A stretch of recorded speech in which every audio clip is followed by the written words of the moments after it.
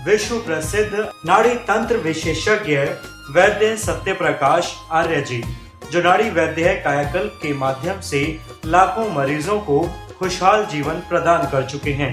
वैद्य जी नाड़ी देखकर आपके पुराने से पुराने रोग को आयुर्वेद के द्वारा पूर्णतः नष्ट करने का प्रयास करते हैं। वैद्य जी ने आयुर्वेदिक पद्धति को पूर्णतः ग्रहण कर रखा है, जिसके माध्यम से वो मरीजों का सफल इलाज करते हैं। मुख्य रूप से पुराने सिर दर्द, माइग्रेन, सर्वाइकल, जोड़ों का दर्द, गठिया, बाइल, शुगर, ब्लड प्रेशर, अनिद्रा, उदर रोग, चर्म रोग एवं प्रत्येक असाध्य एड्स एवं कैंसर जैसे रोगों को भी आयुर्वेद के द्वारा साध्य किया जा सकता है।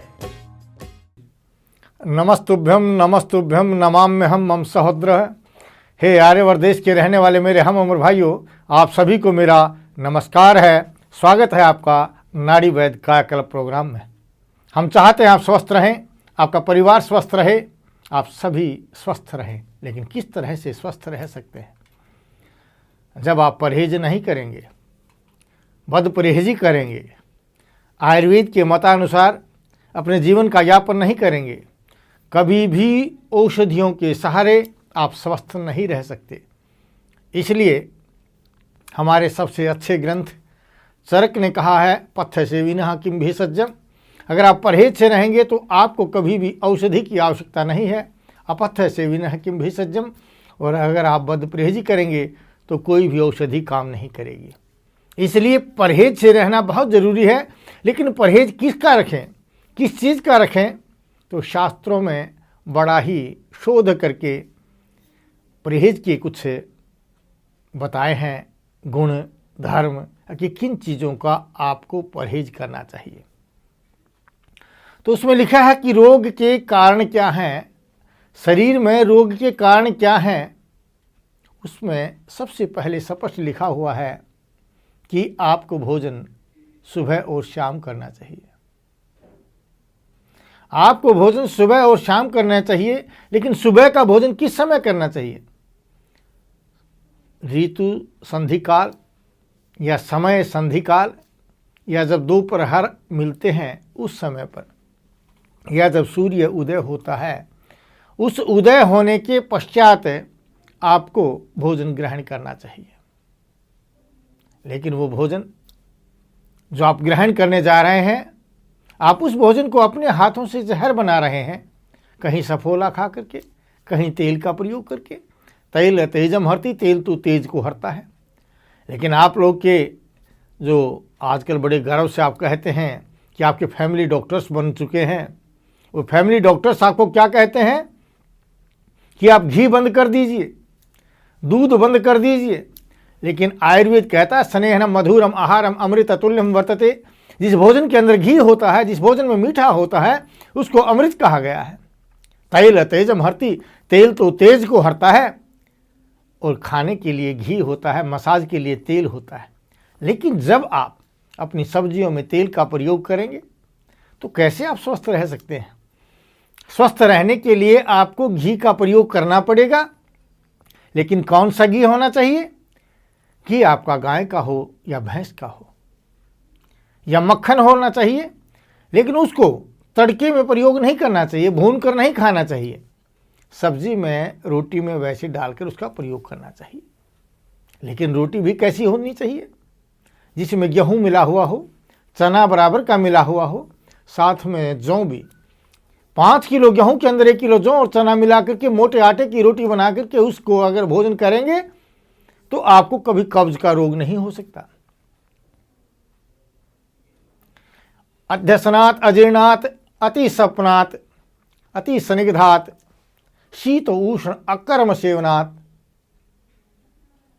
अति संताप क्रोध शोकस्तथा। शास्त्रों में कहा गया है कि अगर ज़्यादा ठंडे के साथ गर्म का या गर्म के साथ ठंडे का प्रयोग करेंगे तो आप रोगी बन जाएंगे। पहले तो आपको एसिड पैदा हो जाएगा, दांतों से खून आने लग जाएंगे, दांत के रोग बन जाएंगे, पायरिया रोग हो जाएगा, क्योंकि आप ठंडे के साथ गर्म का प्रयोग कर रहे हैं। अजीर्णात, बगैर भोजन पके हुए अगर आप भोजन कर लेते हैं तो भी आपके शरीर में रोग पैदा हो जाते हैं। आपने पहला भोजन अच्छा खाया, लेकिन फिर आपके साथी ने कहा कि भोजन तो कर ही लीजिए, आपने फिर कुछ खा लिया। इस तरह से भोजन के ऊपर भोजन अगर आप खाते रहते हैं, ये भी रोग का कारण बनता है। अति स्निग्धात, अगर भोजन को ज़्यादा तल करके या तड़के के अंदर घी का प्रयोग करके आप प्रयोग करते हैं तो आपके शरीर के अंदर बीमारी पैदा होती है। अति संताप क्रोध शोक तथा, अगर आप बहुत ज़्यादा गुस्सा करते हैं, चिंता करते हैं, तो ये भी आपके शरीर में रोग का कारण है। आपको क्रोध नहीं करना चाहिए, शांति प्रिय रहना चाहिए। इसलिए जब आप पढ़ते थे तो आपकी किताबों में लिखा हुआ होता था, गोधन गजधन बाजीधन और धन रतन खान, जब आवे संतोष धन सब धन धुरी समान। कि जब संतोष रूपी धन आपके पास प्राप्त होता है, यानी कि आपका मन जब शांत होता है, तो समझो आप संसार के सबसे महान धनवान और स्वस्थ व्यक्ति हैं। शरीरम माध्यम खलु धर्म साधनम, शरीर के सांसारिक जितने भी कार्य हैं उन सब कार्यों के लिए शरीर का स्वस्थ होना बहुत जरूरी है। शरीर का स्वास्थ्य कभी पैसों से प्राप्त नहीं होता। शरीर का स्वास्थ्य कभी गलत आहार विहार से नहीं प्राप्त हो सकता, क्योंकि कहा गया है जैसा खाए अन्न वैसा होवे मन।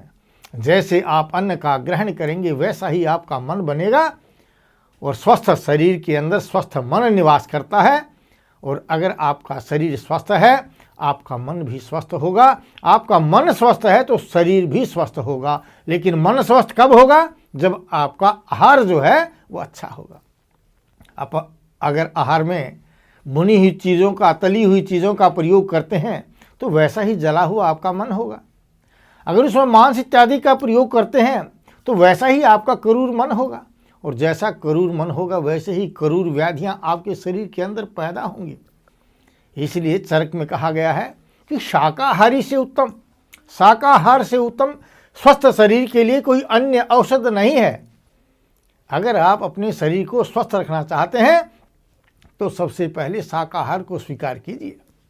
जिस मांस को पकाने के लिए बाहर इतनी ज़्यादा अग्नि की आवश्यकता होती है, जिस मांस को पकाने के लिए आधा घंटा रख देते हैं वो सड़ जाता है, ऐसे आहार द्रव्य का प्रयोग करने से क्या आपका दिमाग नहीं सड़ेगा?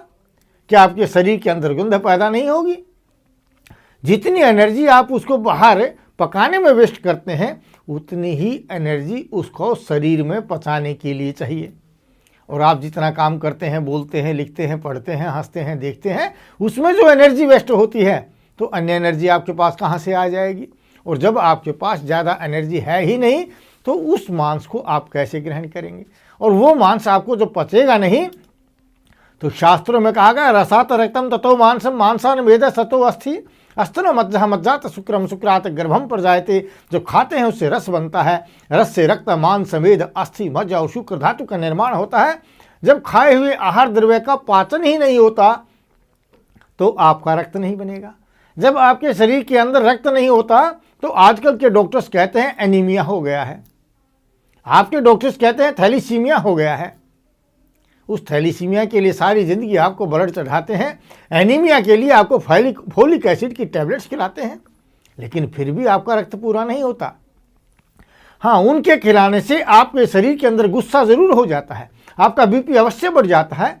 पीछे आपने अखबारों में, समाचारों में पढ़ा भी होगा कि जिन बच्चों को खिलाई गई थी गोलियाँ, उनसे बच्चे बेहोश हो गए, उनके अंदर इतनी गर्मी बढ़ी। क्योंकि इसके बनाने का जो तरीका है मैं आपको बताता हूँ। उन टैबलेट्स को कैसे बनाया जाता है? जो बाजार में रक्तवर्धक औषधियाँ एलोपैथी द्वारा दी जा रही हैं, उसमें जिंदा पशुओं को उल्टा लटका करके उनकी एक मोटी वेन को काट दिया जाता है, और तब तक उसके शरीर पर कोड़े बरसाते रहते हैं जब तक उसका सारा ब्लड बाहर न आ जाए। जब वो खून तड़पती, चिल्लाती, कर्राहती गौ या पशु के शरीर से निकलता है, उस खून में से एचबी लेकर के उस एचबी को जब आपको खिलाया जाता है तो आपके अंदर खून नहीं बढ़ाएगा, हाँ गुस्सा बढ़ा देगा, आपकी सहन शक्ति को खत्म कर देगा, आपके अंदर एक ऐसी जहर को पैदा करेगा जिस जहर से आपको माइग्रेन बन जाएगा, जिस जहर के प्रयोग करने से आपको माइग्रेन बन जाएगा, सिर का दर्द बन जाएगा, जिसका प्रयोग करने से आपको शुगर का रोग हो जाएगा, जिस जहर का प्रयोग करने से आपके शरीर में गठिया रोग पैदा हो जाएगा।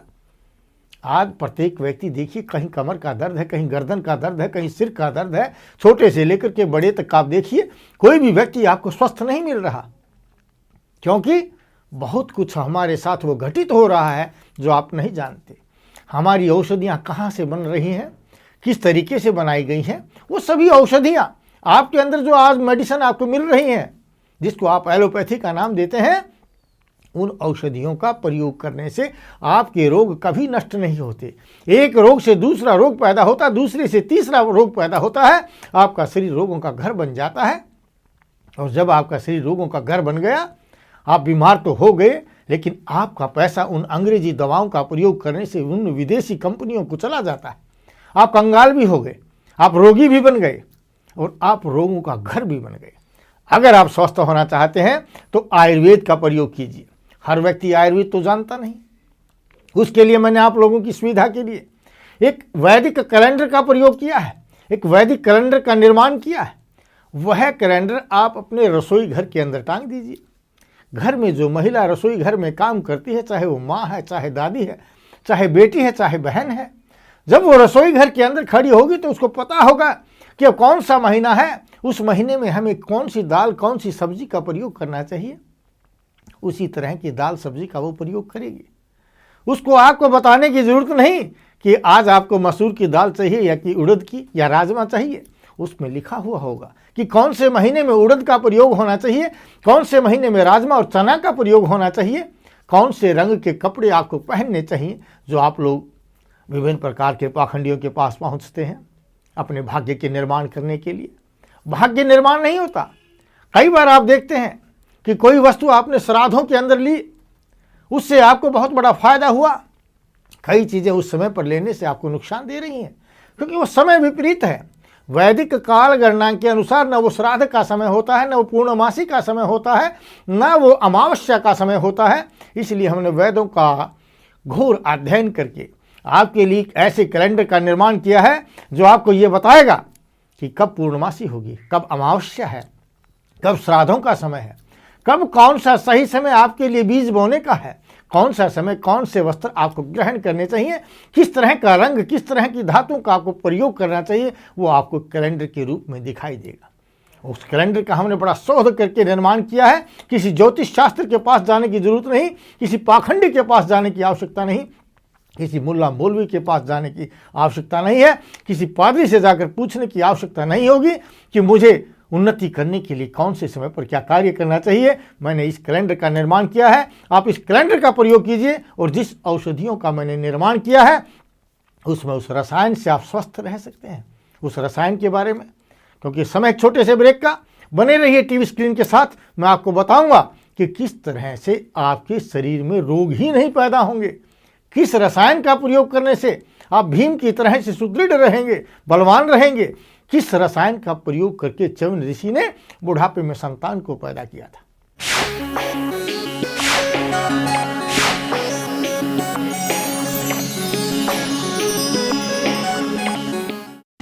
वैद्य सत्य प्रकाश आर्य जी, नाड़ी विशेषज्ञ, पता मकान नंबर 1051, हुड्डा सेक्टर 1, रोहतक, हरियाणा। संपर्क करें 0895-000-1241 4243, 0895-000-1244 4546, 09212-188844 5566। मिलने का समय सुबह 5 बजे से दोपहर 3 बजे तक। हमारा ईमेल एड्रेस है ajmer2@yahoo.com। हमारी वेबसाइट www.nadivaidyankayakal.com। अजमेर स्वास्थ्य मंदिर की शाखा अपने शहर में खोलने के इच्छुक व्यक्ति संपर्क करें 08607192222। महाराजा अजमेर स्वास्थ्य मंदिर शाखाओं से वैद्य जी द्वारा निर्मित, भावों से भावित और मंत्रों से अभिमंत्रित प्रत्येक औषधियों को प्राप्त किया जा सकता है।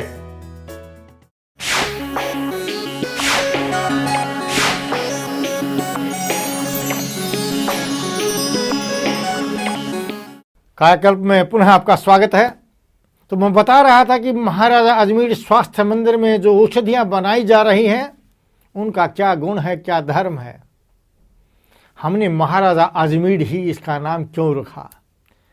जब आप इतिहास के पन्नों में जाएंगे तो आपको पता चलेगा कि महाराजा अजमेर के नाम से भारतवर्ष के अंदर एक ऐसी राजा ने जन्म लिया था जिसने हस्तकरघा को उन्नत किया था, हाथ से बनने वाली वस्तुओं का निर्माण किया था, चाहे वो कुम्हार के रूप में था, चाहे बढ़ई के रूप में था, चाहे लुहार के रूप में था, चाहे सुनार के रूप में था, चाहे कृषक के रूप में था, चाहे धोबी के रूप में था।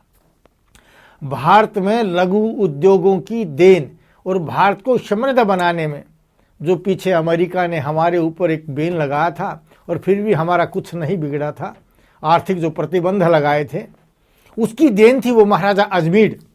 वो भारत के भाग्य निर्माता थे। उन्हीं महाराजा अजमेर का नाम लेकर के हमने अपने भारत के भाग्य का निर्माण पुनः स्वास्थ्य के माध्यम से करना चाहते थे। इसलिए जब मैंने देखा कि लोग रोगी पर रोगी बनते जा रहे हैं, लोग अंग्रेजी दवाओं का प्रयोग करते जा रहे हैं, हमारी दवाइयाँ काम नहीं कर रही हैं, तो गहन अध्ययन करने के पश्चात पता चला कि हमारी औषधियों में भावों से भावित नहीं है।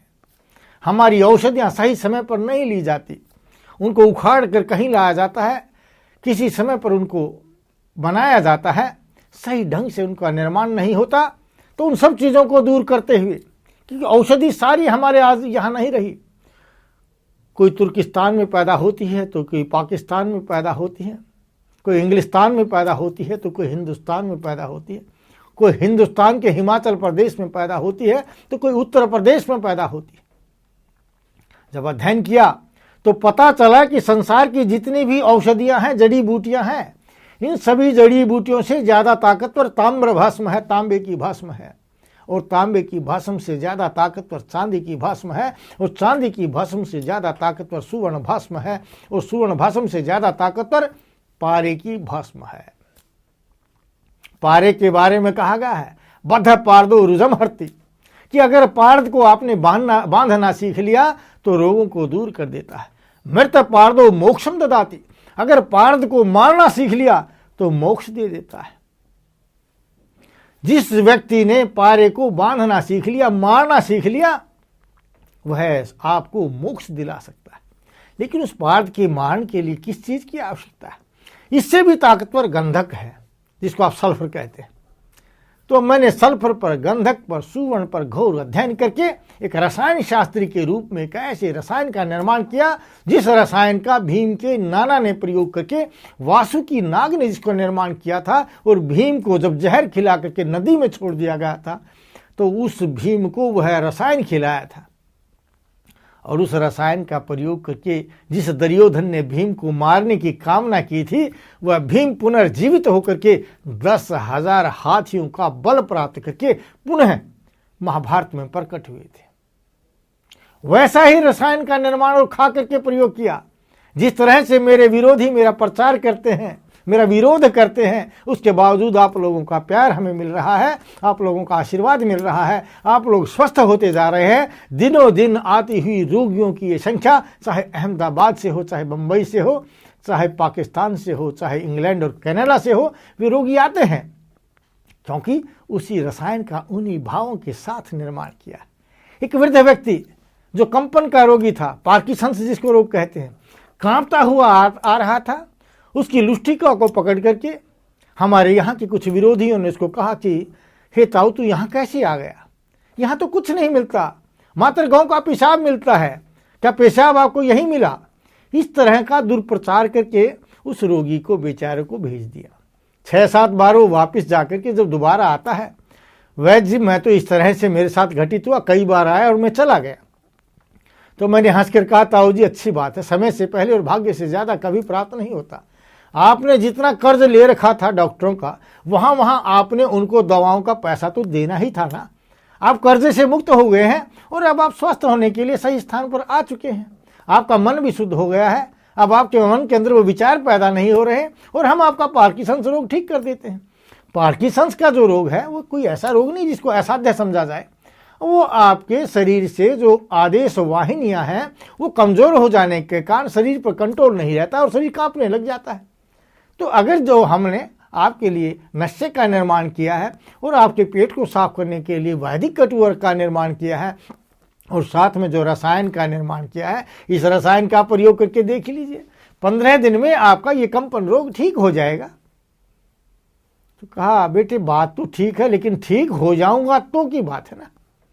तो मैंने कहा जी आप मेरे घर पर आ ही गए हैं तो ये तो विश्वास तो मैं तो कहूंगा ही कि आप ठीक हो जाएंगे, लेकिन आपको विश्वास तो तभी होगा जब आप इसका प्रयोग करेंगे, और जब आप इसका प्रयोग करेंगे उसके बाद ही अपने मन में आप कम विचार लाइए। नहीं तो तब तक आप सोचिए कि आपने अच्छा पैसा कमाया है, आपने गलत ढंग से पैसा नहीं कमाया, और अगर आपने अच्छी वृत्ति से पैसा कमाया है तो गलत जगह नहीं जा रहा है। और आपको अपने पैसे पर, अपने शरीर पर दृढ़ विश्वास होना चाहिए कि जिन भावों के साथ मैंने पैसा कमाया है उन्हीं भावों से मैं अपनी औषधि का प्रयोग करूंगा और यह औषधि आपको अवश्य ही स्वस्थ करेगी। लेकिन अगर आपके मन के अंदर यह विचार रहा कि पता नहीं मैं ठीक होऊंगा या नहीं, पता नहीं पैसा कभी डूब न जाए, जब आपके मन में यह विचार आएगा तो रोता जाएगा, मरो की खबर लाएगा। तब तो आप और 2-4 चक्कर लगा लीजिए। जब आपके पास पड़ोस के लोग ठीक हो जाएं, आपके साथीगण आपको पूर्ण विश्वास दिला दें, तब आप फिर पुनः औषधि का प्रयोग करना, आप अवश्य ही स्वास्थ्य को प्राप्त करेंगे। क्योंकि मैं जो बात कहता हूं वह कह रहा हूं जो मेरे शास्त्र कहते हैं। यथा शास्त्रेषु निर्णीतम तथा व्याधि चिकित्सितम न समम याति यो व्याधि सव्याधि कर्म जो बुद्ध है। जैसा शास्त्रों में कहा गया है वैसे ही औषध का, वैसे ही रोग का इलाज करना चाहिए। अगर रोग का इलाज नहीं होता तो इसका मतलब वो कर्मज व्याधि है, और कर्मज व्याधि को जन्म जन्मांतर कृतम पापम व्याधि रूपेण बाधते। जो जन्म जन्मांतर का कर्म होता है वो व्याधि के रूप में होता है। तस्य शांति जप तप होम सुरा अर्चना, उसकी शांति के लिए जप तप होम देवताओं की पूजा और अर्चना करनी चाहिए। अगर आप अपने आप को रोग से मुक्त करना चाहते हैं तो आपको देवताओं की पूजा करनी चाहिए। लेकिन देवता कौन है? देवता वे हैं जो आपको देते हैं। आपके माता पिता जिन्होंने आपको जन्म दिया ये देव हैं। आपके बहन भाई जिन्होंने आपको प्यार दिया वो आपके देव हैं। आपके गुरुजन जिन्होंने आपको शिक्षा दी वे आपके देव हैं। उन देवों की आप आराधना कीजिए, उनकी सेवा कीजिए, शुश्रूषा कीजिए, तभी आप स्वस्थ होंगे। और जो देव आपको दे रहे हैं, जो आपके देवता हैं, उन देवताओं को खुश रखना, प्रसन्न रखना आपका कार्य है। तभी आपकी वो कोर्म, चाहे वो सोरायसिस का रोग है, चाहे वो श्वेत कुष्ठ का रोगी है, अगर सफेद कुष्ठ हो गया है, सफेद दाग हो गया है, उसका इलाज आप करते करते परेशान हो गए हैं, तो एक बार जो व्यक्ति हमारा प्रोग्राम सुन रहे हैं वो अपने घर के बड़ों की सेवा करके देखिए, अपने रिश्तेदारों की सेवा करके देखिए, और हमारी औषधि का प्रयोग करके देखिए। जिन औषधियों का निर्माण मैंने भावों से भावित होकर, मंत्रों से अभिमंत्रित करके, मर्दनम गुणवर्धनम, जितना इसको रगड़ा है उतना गुण बनाया है, उस औषधि का जब आप प्रयोग करेंगे तो आपका श्वेत कुष्ठ दूर हो जाएगा। सोरायसिस के रोगी कहते हैं कि सोरायसिस तो कभी ठीक ही नहीं होता। हम कहते हैं सोरायसिस रोग क्या है? सोरायसिस एक ऐसा वात और पित्त से मिश्रित एक रोग है जो आपकी त्वचा में आ जाने से स्थान विशेष की कोशिकाओं को नष्ट कर देता है, और वहां से सफेद सफेद खालसी उतरती रहती है, खालसी उतरती रहती है। जब स्थान विशेष में मृत कोषाणुओं को आप जिंदा नहीं कर सकते तो आयुर्वेद का वो कथन पुनः नवति इति पुनर्नवा, जिस औषधि का नाम पुनर्नवा है, साठी है, उसका नाम क्यों लिखा गया? उस औषधि के बारे में क्यों कहा गया कि पुनः नवति इति पुनर्नवा? कि साठी उसको कहते हैं, पुनर्नवा उसको कहते हैं जो शरीर की मरी हुई प्रत्येक कोशिकाओं को जिंदा करे। जब आपकी मृत कोशिकाओं को जो सोरायसिस के रूप में आ रही हैं उनको जिंदा ही नहीं कर सकती तो मेरे शास्त्र क्यों पुनर्नवा कहते हैं? क्योंकि कर सकती है। यह पुनर्नवा आपके सोरायसिस रोग को दूर कर सकती है। पुनर्नवति अरसोघन बूटी है, एक बवासीर की होती है जिसको हम दूधी कहते हैं, उसका नाम ही लिखा हुआ अरसोघन बूटी, जो बवासीर को नष्ट कर दे, उसका नाम है अरसोघन बूटी। वह औषधि खाने से क्यों आपका बवासीर रोग दूर नहीं होगा? लेकिन जब सही समय पर उखाड़ा जाए, सही ढंग से औषधि का निर्माण किया जाए तो ये अरसोघन बूटी आपके बवासीर को दूर करेगी।